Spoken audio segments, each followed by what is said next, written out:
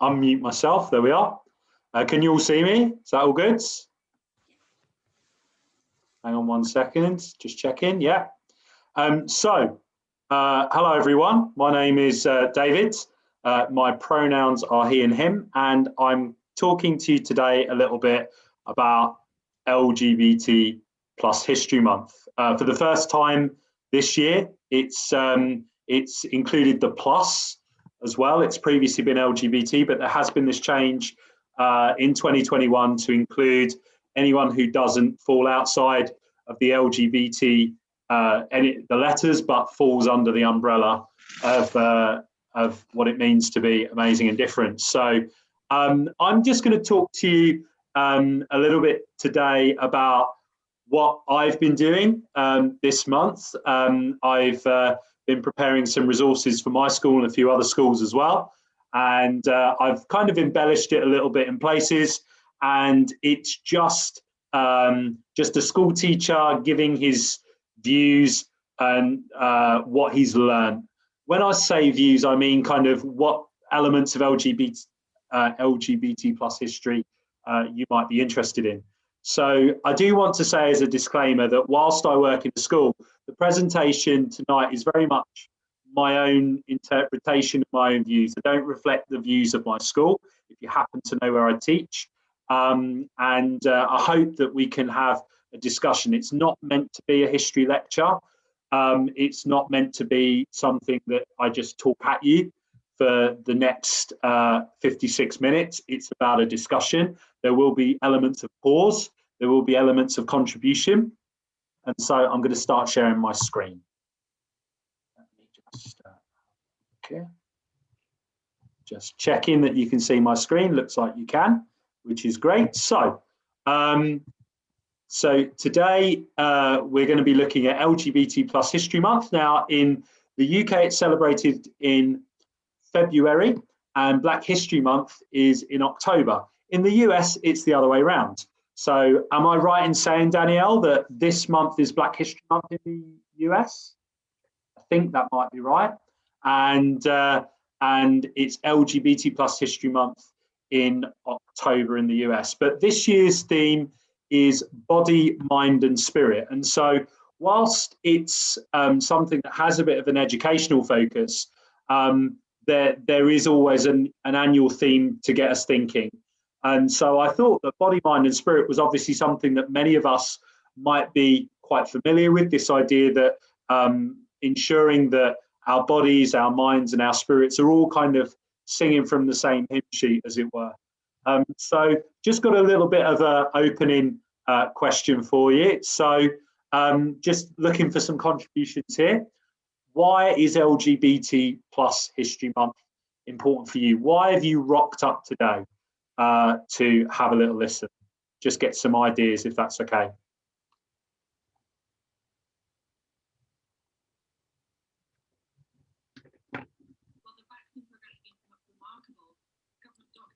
I've never actually got involved in LGBT History Month, so this is like a first time for me. So quite interesting to see what things come up. Okay, cool. We've got in the chat that the Brights have said to celebrate how far we've come, unrepresentation, and I think all of those things there are something that, you know, you're hopefully going to pick up something.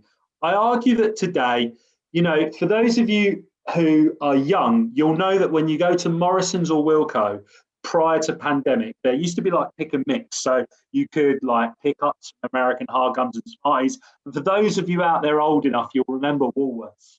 And the point is that I think today is very much about this idea that you take what you value, you know, kind of the idea of that you consider what's important to you, and hopefully you'll learn something new along the way as well. I know that I've learned new stuff embellishing this presentation in preparation for today, and I've really enjoyed it. So just thinking about why we're here today. So to brush up a little bit on the basics of LGBT plus history, I have tried to make a deliberate attempt to ensure that the rainbow is represented.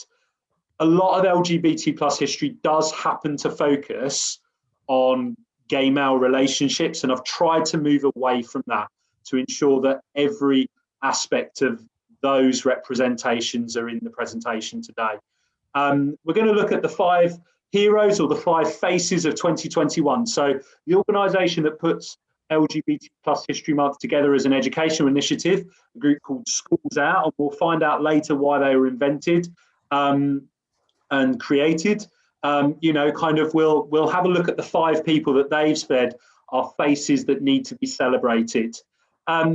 Today's presentation, which I'm hoping Danielle will be okay to share more widely, if you want it, has lots and lots of videos attached. So for every slide, I have done like 2 or 3 videos that you can do for further research and reading. We won't have time to look at all of those today. But then I also want you to get you thinking about your own LGBT heroes. You know, we are part of history in the making. I know that on Friday, there was a Birmingham fundraiser for HIV/AIDS memorial to be created in south side of Birmingham, so that HIV/AIDS victims and the tragedy associated with that can be remembered, and that will be part of history. So, you know, us being together here is part of that, and we'll look at some of the more recent heroes as well. So I want to think, first of all, I'd just like you to type in the chat for a minute, you know, or to comment. Do you have an LGBT hero that stands to mind for you? Is there someone that you admire, who has identified as an ally, or LGBT plus, who has made a difference? Is there anyone that you can that springs to mind?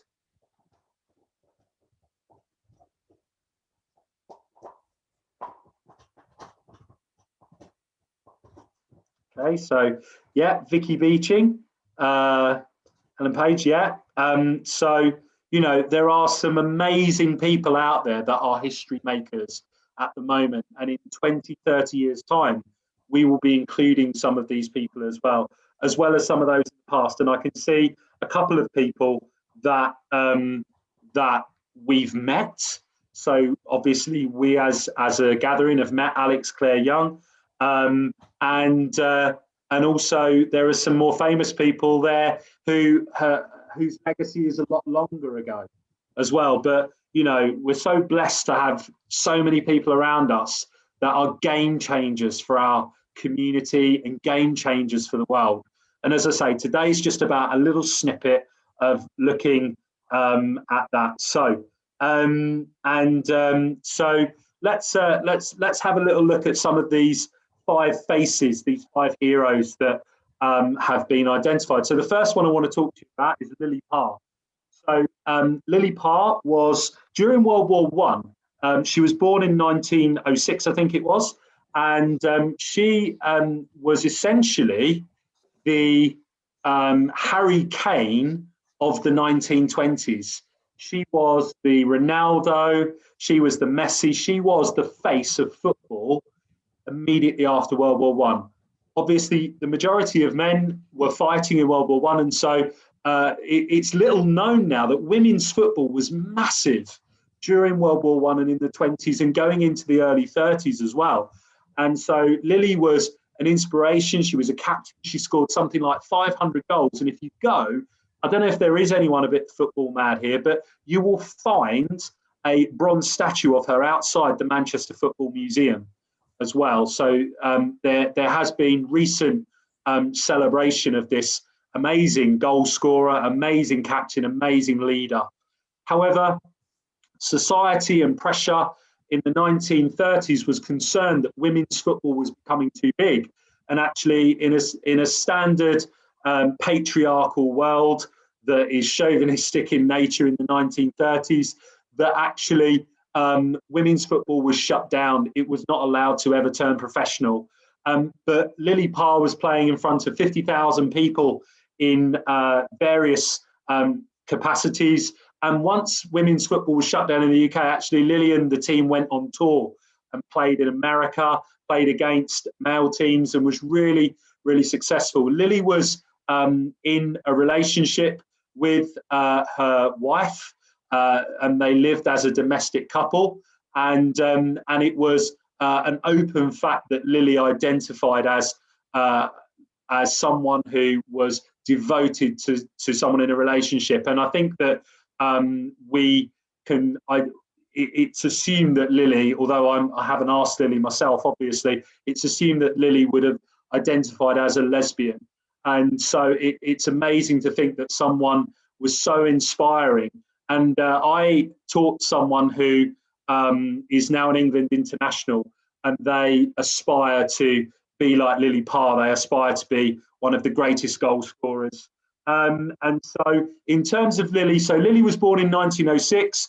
Her key kind of time was the 1920s, 30s and 40s, and she passed away in the late 1970s.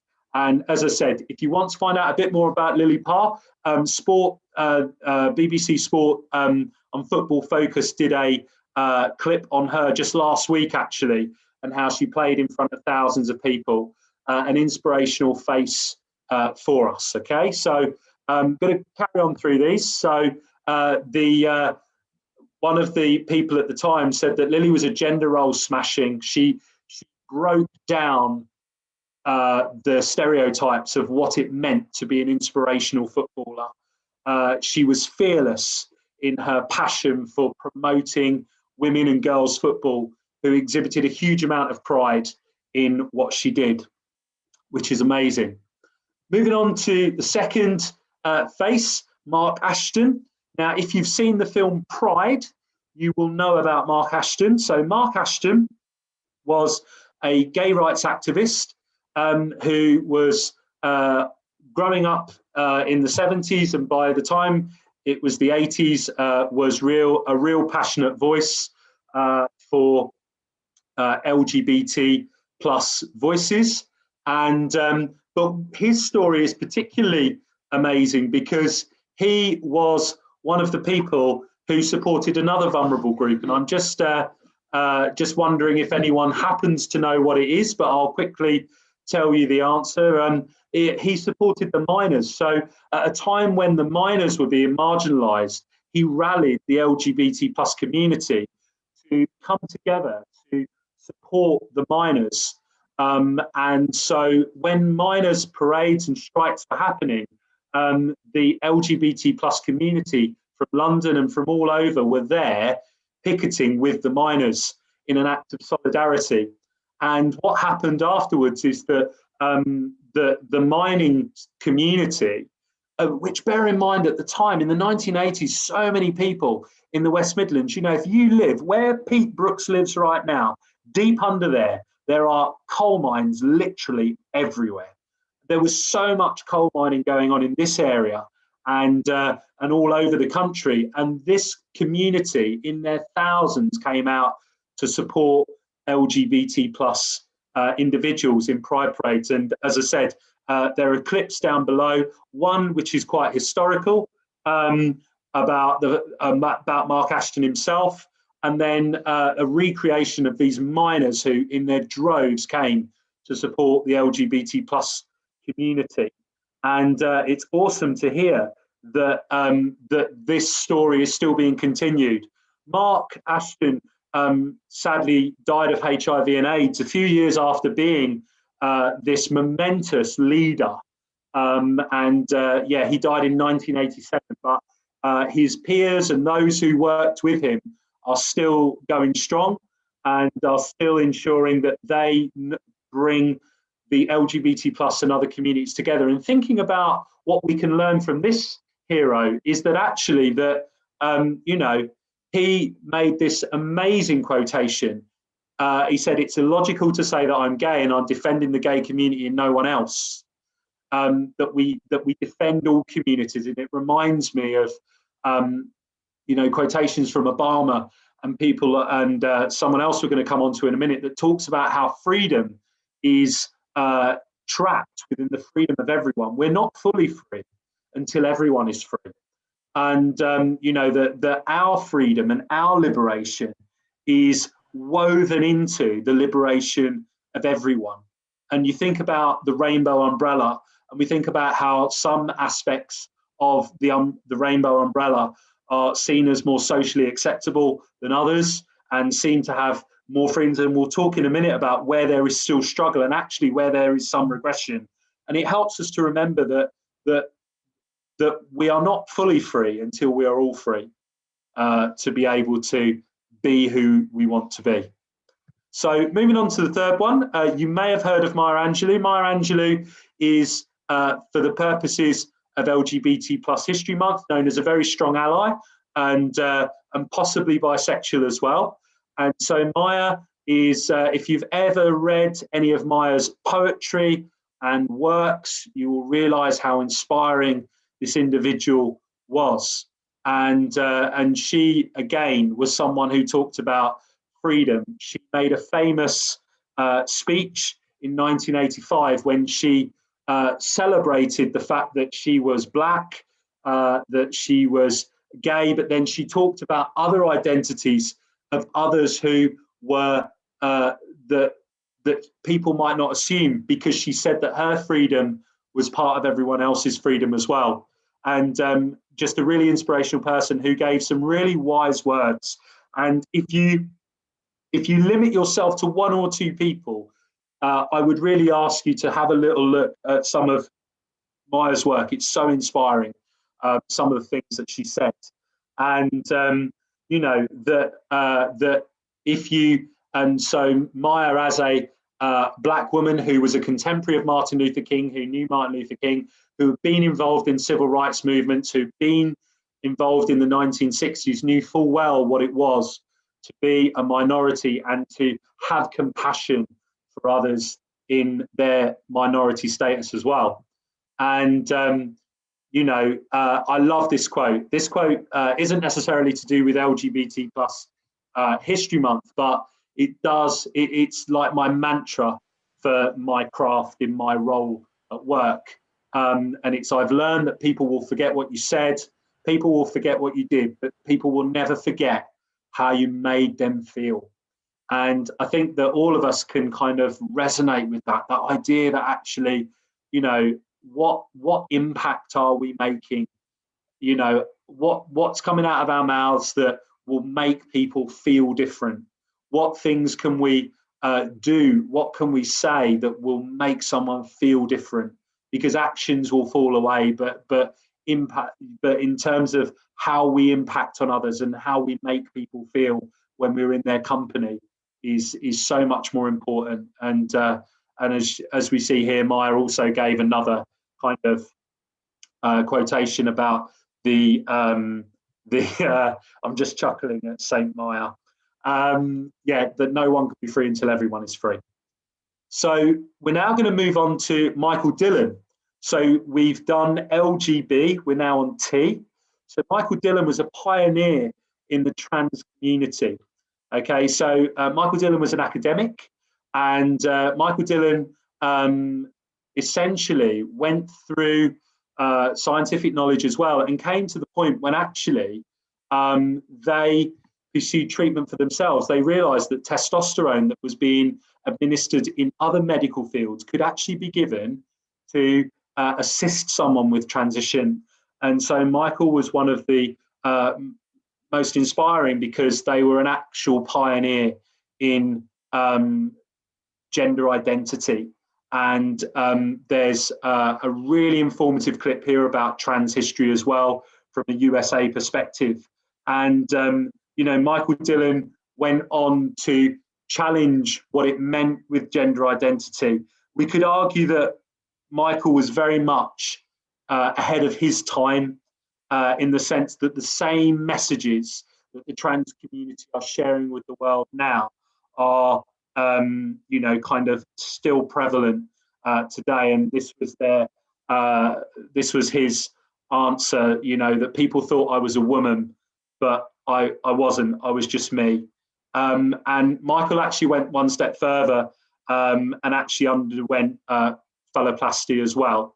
And so that was an amazing kind of step to take, and to actually go to the advancements of medical science to allow future young people to be who they want to be, and to assume the identity that they feel that they are.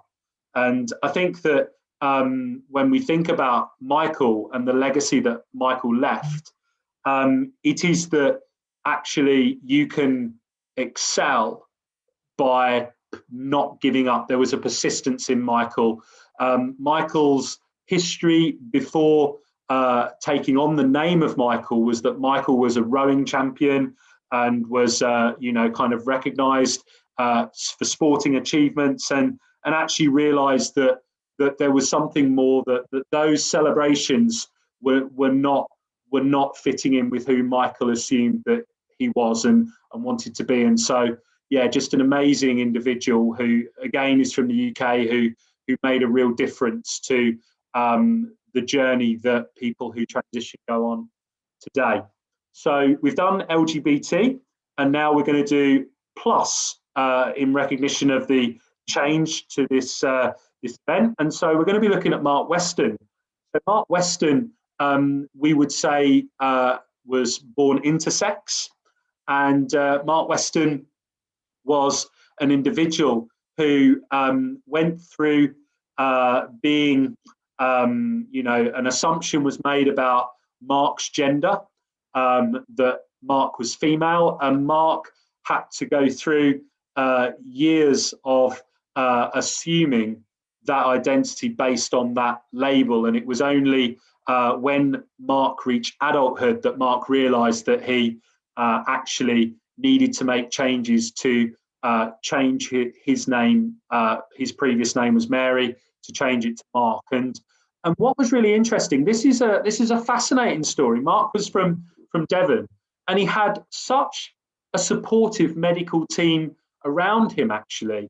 And it kind of goes against the grain, really, of what we imagine an individual in the 1930s to go through. And so, the doctors at the time published this in The Guardian. So Mark is on the right. So today, Mark Weston, Mary Weston, now known as Mark Weston, is a young man legally and is happily married to a normal young woman.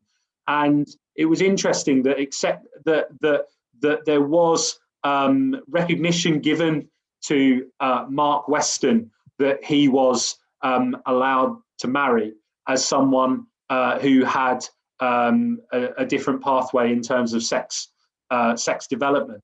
And then I just wanted to point out someone else to you, Georgina Somerset, who was a former naval officer, who was the first openly intersex person in the UK. And so those are some of the heroes, or some of the faces of 2021. Before I move on to other people, has anyone got any questions about any of those people? Does anyone want to make any comments about any of them or ask any questions? I'll do my very best to answer them if I'm not sure. So, yeah, anyone got any questions for a minute?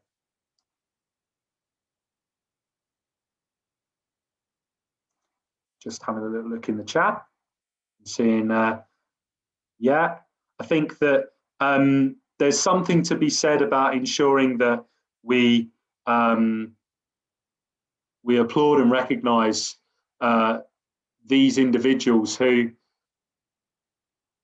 went against the grain, who didn't tire of doing what was right and standing for what they believed in, even when there was no one to support them, or even when so few people were supporting them.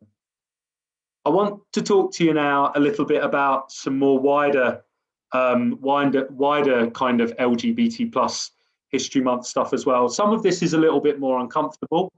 I don't think it would be right to kind of flower LGBT plus History Month without talking about some of the struggles that the community have had to go through to ensure that we give a balanced and proportionate history, so that we can ensure that we, as game changers ourselves, can balance the books. Yeah, thank you. So if I say something wrong, I am sorry. I do apologise. I haven't got my script with me today. Apologies, Julie. So Now, let's have a little look at this individual here. So, Alan Turing is going to be on our £50 note, if you didn't know already. And so, Alan Turing made an amazing contribution to our society. However, Alan Turing's journey was difficult, but I do want to make sure that everyone knows about Alan Turing. And so the film The Imitation Game goes through the life of Alan Turing as an individual who was a mathematical genius at school. He was basically told that there was no point in him going to university because he was no good at chemistry. However, he thought outside the box. The British government took on board some of his talent, and this led to him being in Bletchley Park, where a machine was devised to ensure that Alan Turing cracked the codes the Germans were posting every single day. Nazi Germany would post out secret messages, and essentially the Enigma machine, which was devised primarily by Alan Turing and his team, were able to crack the code, which meant that the war was shortened approximately by kind of 2 years. I think that when we think about the difficulties that this group had as a unit, they had to swear to absolute secrecy. They weren't allowed to discuss what they were doing, and yet they were making such an important decision. They were having to make difficult, they were having to share difficult messages that were then out of their control. So they might knew something, they might have known something, and again, they kind of had to keep it under wraps. After World War II, Alan Turing was celebrated and applauded. However, he did identify as gay and did have relationships with men. In 1951, and I'll talk about why in 1951, despite us believing that Turing had numerous relationships beforehand, in 1951, he allowed a man into his home to have same-sex relationships. However, the man burgled Turing, and Turing reported this to the police. The person counteracted to say that Turing had made advances towards them, and Turing was arrested for, the term was gross indecency. And Turing was presented with two options. He either had to face jail or he could have chemical castration. So a form of abuse where he would essentially be injected with chemicals that would alter his thoughts and intimate feelings. He could not face being away from computers. He was working in Manchester University at the time, and had only just invented the modern day computer in 1948, and he could not leave his work, and so he chose the chemicals, and it is led to believe that it so altered his mind that it led to his early death, with many suspecting he committed suicide. Now, just a little bit of a quick, and so essentially,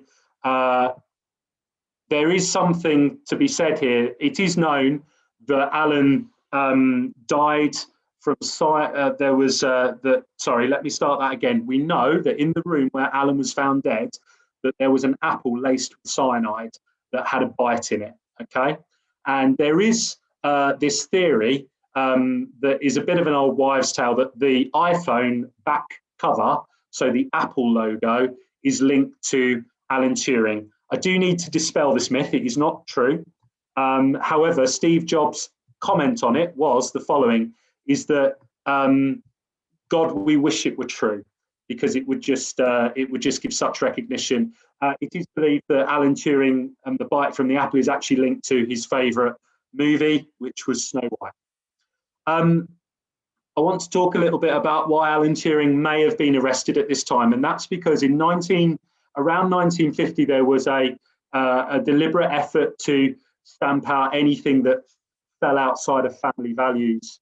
And two people I just want to talk about briefly who kind of brought this to attention, but the second individual kind of ended up starting a reflection. So there was a Russian spy who was working as a double agent in MI6, Guy Burgess, who was part of the Cambridge Circle. If you know anything about the history of spying in the UK, you'll know that after World War II, there were a group of people, a group of academics who were double agents. So they were working for London, but they were also working for Moscow. So Guy Burgess, who identified as gay and had same-sex relationships, defected to Moscow. And the American and British governments decided that actually this was very dangerous, for their family values, and also the idea that actually that openly gay men may be more vulnerable. This was their assumption. And so therefore there was a real increase in the amount of people in the gay community, lesbian community were targeted, where there was upper echelons of lesbian society, these were dispelled. And you know, there was a greater purge, if you like, of people who were arrested where there had been things before. And so so Guy Burgess was defected to Russia. I think that it probably was a bit of a retaliation, if you like, to what happened in World War II and loss of life and societal change, and a real hammering of the family that seemed to marginalise other communities as well. Lord Montague, who only died a few years ago, he died a very old man.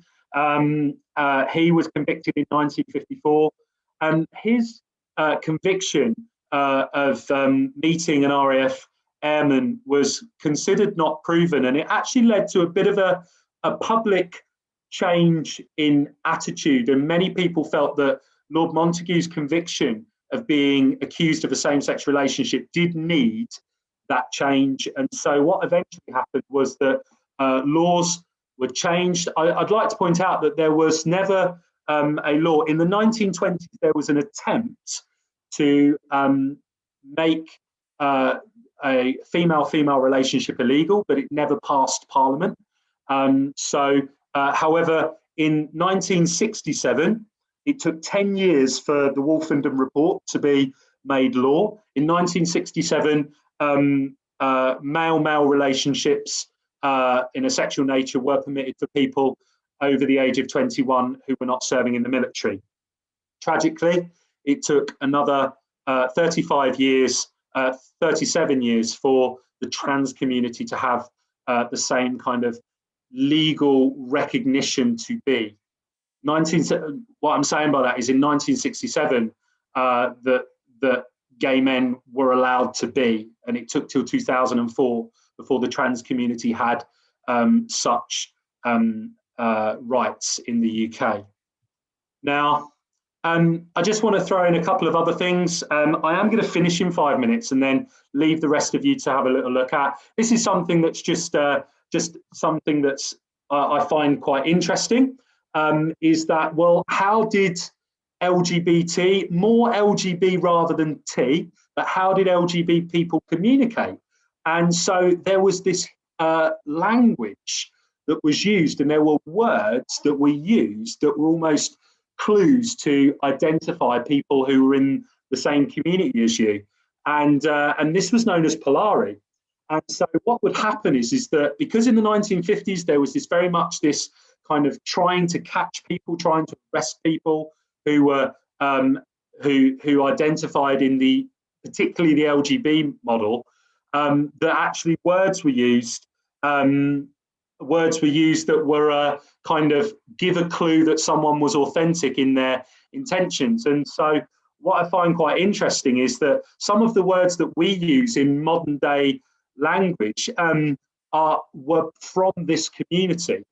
So the word butch, the word bitch, camp, zhoosh, trade, naff, mincing, dish the dirt on someone, to clobber someone, the clobber passage, palaver, glam. These are all words that came from this language that was part Hebrew, part German, part English, part Romany, and part circus language. And it was originally used by the theatre community, but then the LGB community also used this as well to almost authenticate and validate an individual. It did decline when things changed in terms of the law, and it also became quite common knowledge with this BBC programme as well. Anyways, I want to skip a little bit further now. I want to talk about something more positive. So I want to talk about the pride flag and where the pride flag comes from. So in 1978, you may have heard of a government official called Harvey Milk, who was sadly assassinated in San Francisco.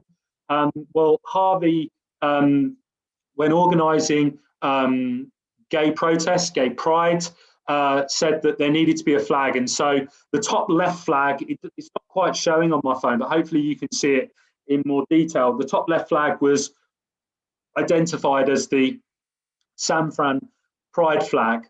As I said, sadly, Harvey was assassinated, and so the flag kind of became more prominent. It then got reduced to 7 because it was very hard to source pink for some reason.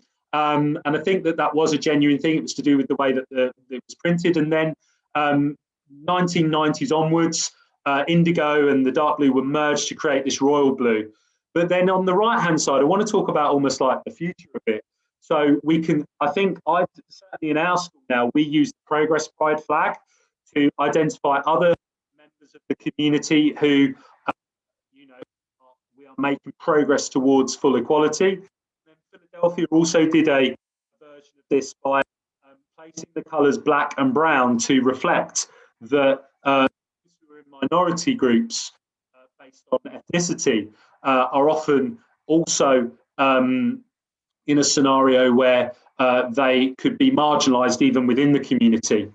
Right, so I want to skip a few bits. This is quite hard-hitting, so I'm going to literally leave this and you can look at this later.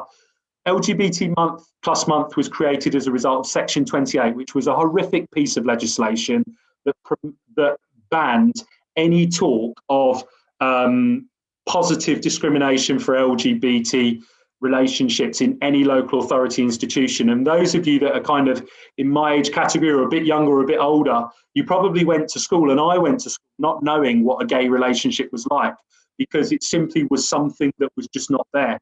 My knowledge was from, kind of things like Queer as Folk when I was like 17 or 18.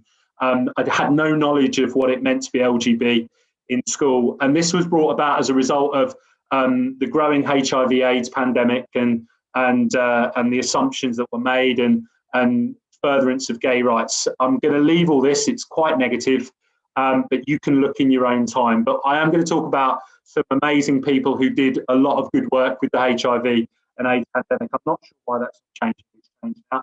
So Princess Diana went completely out on a limb at a time when some medics were still saying that hand-to-hand transmission could pass on HIV and AIDS, and she shocked the world with her kindness and compassion.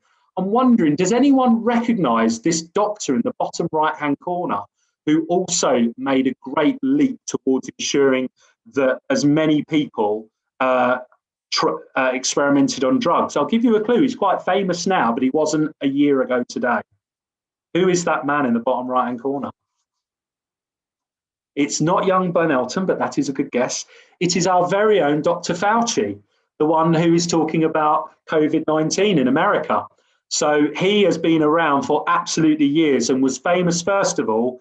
First, he had an intolerance, but he listened to the LGBT community and actually made some real positive developments in ensuring that as many people tried out various combinations of drugs to help young and old people with HIV and AIDS with their healthcare.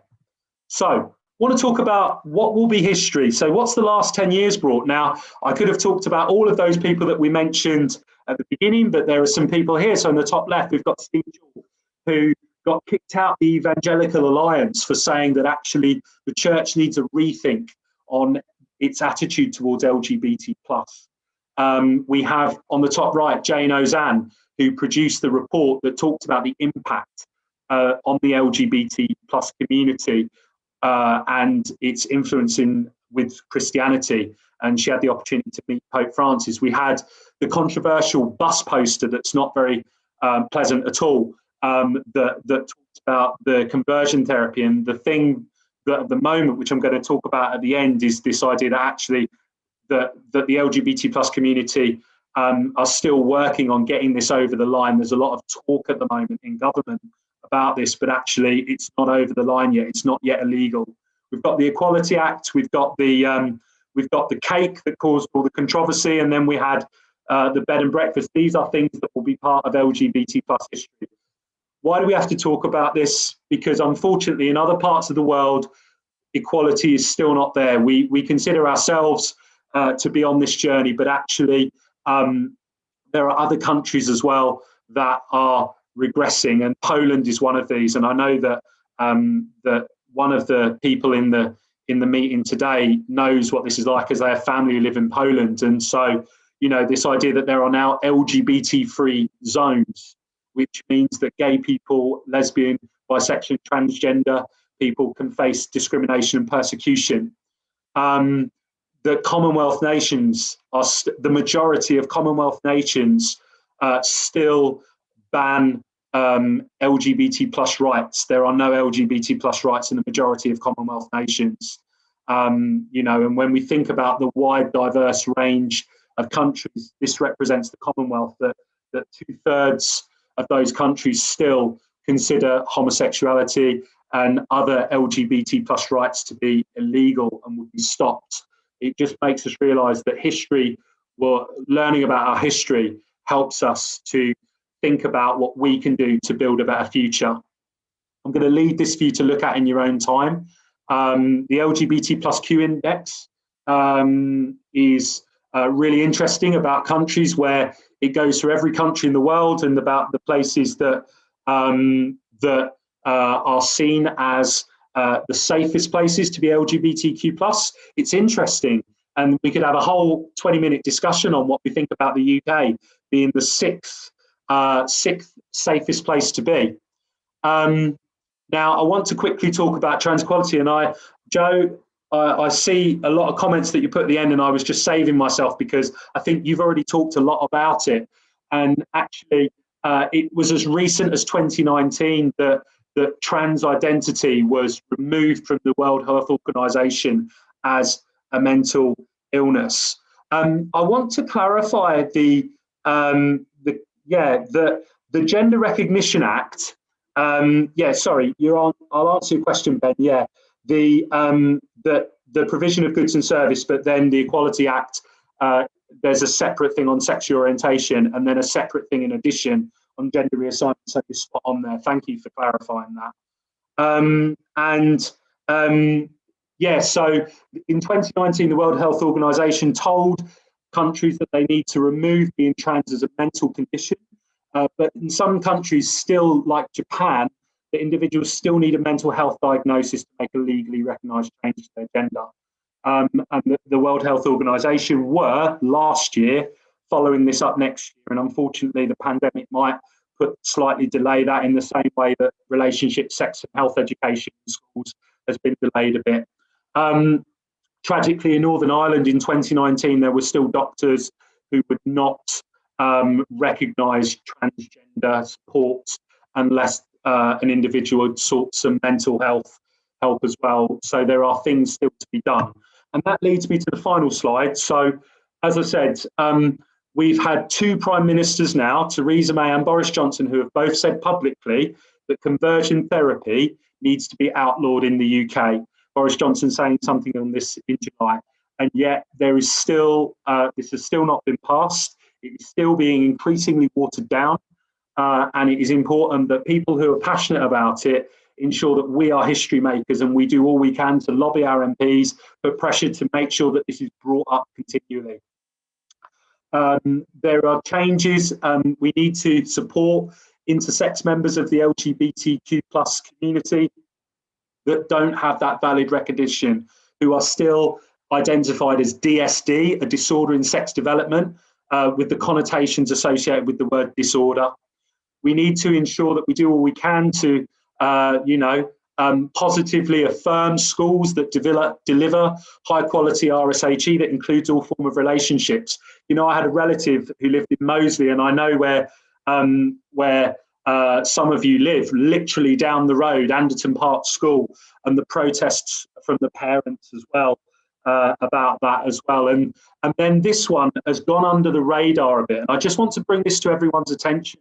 There is a gradual rollback of trans liberties in the UK because there was a lot of movement towards self-recognition, and now self-recognition in young people has been ended. So a young person is no longer allowed to make that self-recognition without seeking some form of external help first. And that's something that has been published in a recent document. So we can see that actually behind the scenes, we need to keep pushing, we need to keep fighting for what is right to ensure that everyone is free, because we're not all free until everyone is free. So thank you very much for listening. I've rabbited on, I'm sorry, I'm a teacher, that's what I do. I've got some questions for thought, but I'm quite happy to open it up. These are things that we could talk about, and I'm going to hand back to Danielle. So I'm going to stop sharing.